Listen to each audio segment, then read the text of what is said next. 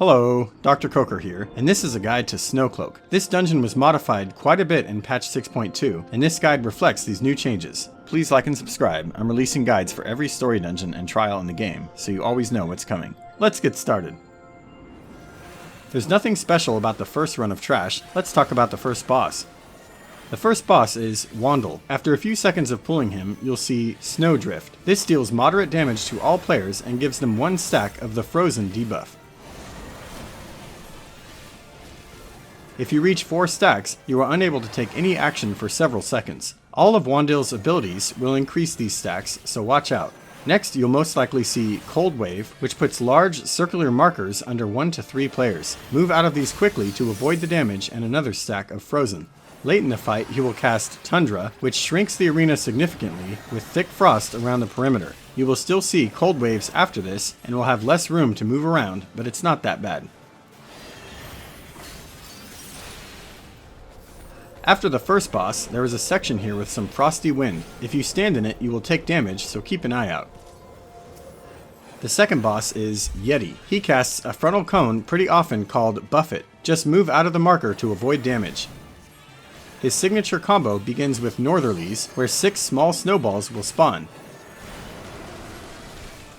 He will blow on one and make it large, and you need to get on the opposite side of the arena. He will then cast Updrift, which deals moderate damage to all players, plus every snowball will deal heavy damage around itself.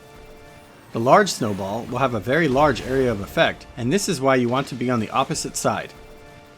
Later in the fight, he will make 2 snowballs large instead, but there is enough room to be safe if you run to the edge in a direction where neither snowball is.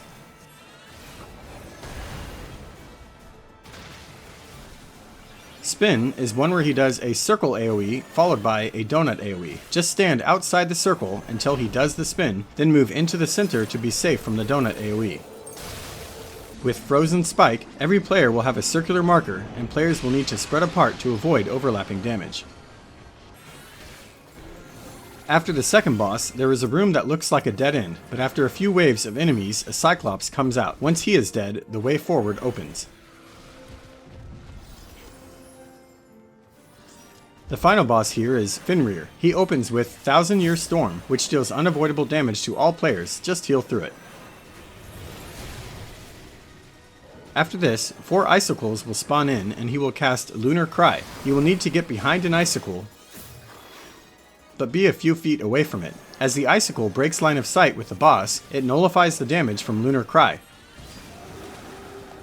But just seconds after that, the icicle will deal heavy damage to anyone near it. So this is why you don't want to be too close, so you have time to get away from it after Lunar Cry. If Lunar Cry hits you, you will become frozen and unable to perform any action for several seconds. Later in the fight, this will work differently. 3 of the icicles will glow brightly, while the 4th one looks normal. You need to get behind the normal one, because the glowing ones will explode just before the Lunar Cry goes off, causing you to take both effects, heavy damage and being frozen in place.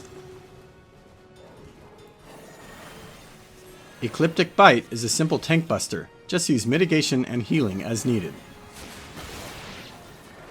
When he casts Heavensward Roar, notice he is locked facing a certain direction. Just make sure you are nowhere in front of him at this point. He will do a large conal AoE with a very brief marker, and if you are hit by it, you will take heavy damage and be frozen in place. And that's it for Snowcloak. Have a blast. Thanks for watching, and see you next time.